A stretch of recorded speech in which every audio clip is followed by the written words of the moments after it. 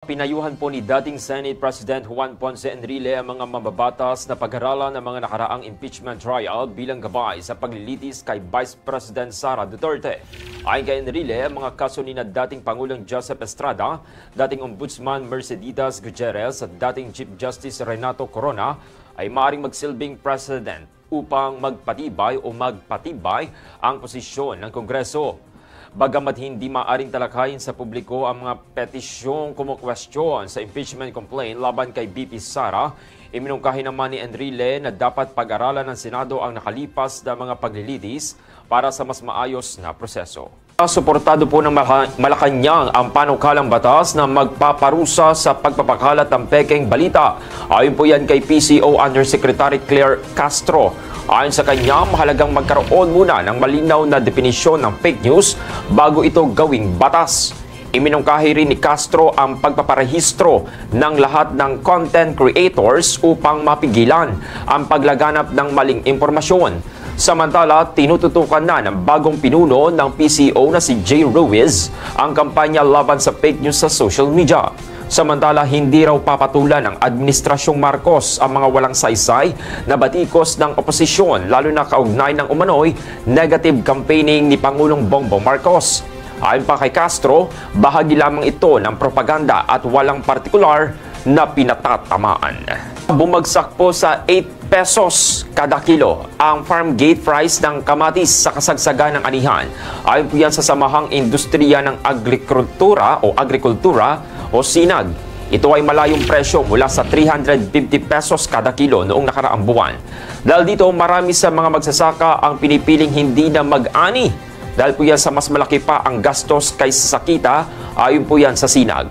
Samantala sa Metro Manila, nasa 35 pesos hanggang 70 pesos naman kada kilo ang retail price ng kamatis. Batay po yan sa monitoring ng Department of Agriculture. Nananawagan naman po ang SINAG sa pamahalaan na agarang tugunan ang mababang farm gate price upang maiwasan ang patuloy na pagkalugi ng mga magsasaka. 3 lindol na agad ang naitala ng PBOC sa bayan ng Calatagan, Batangas ngayong Miyerkules po yan ng umaga, Pebrero 26. Ang unang pagyanig po ay naganap kaninang alas 3:07 ng madaling araw na may lakas na magnitude 1.9 at lalim na 108 kilometers. Matatagpuan po yan sa epicentro nito sa 17 kilometro timog silangan ng Calatagan.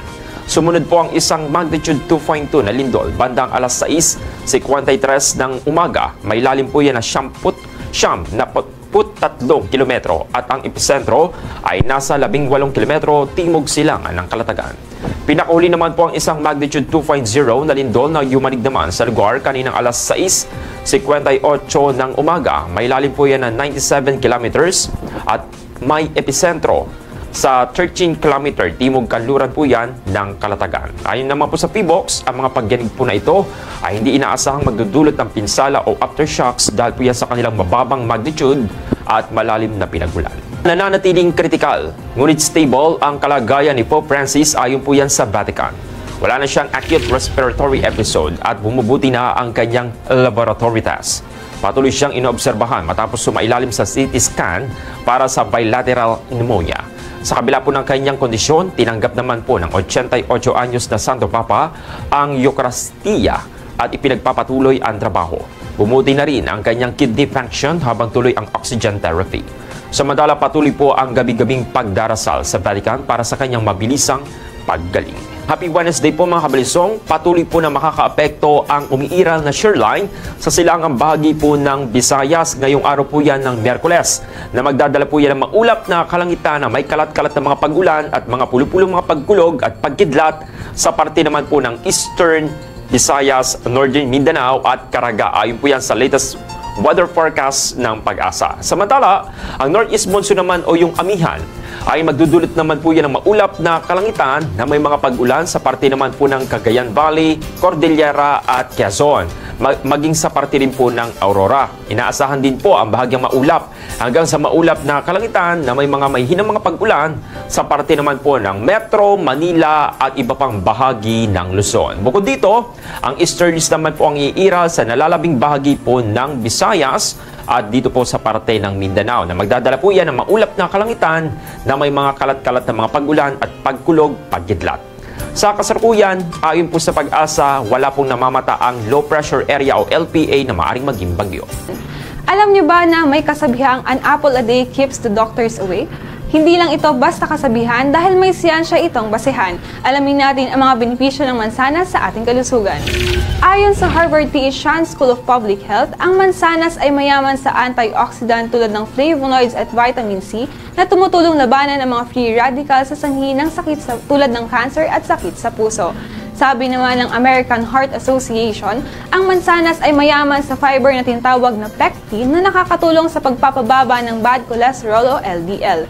Kaya naman mas malusog ang ating puso sa regular na pagkain nito. Ang fiber naman sa mansanas ay nakakatulong din sa maayos na digestion at maiwasan ang constipation.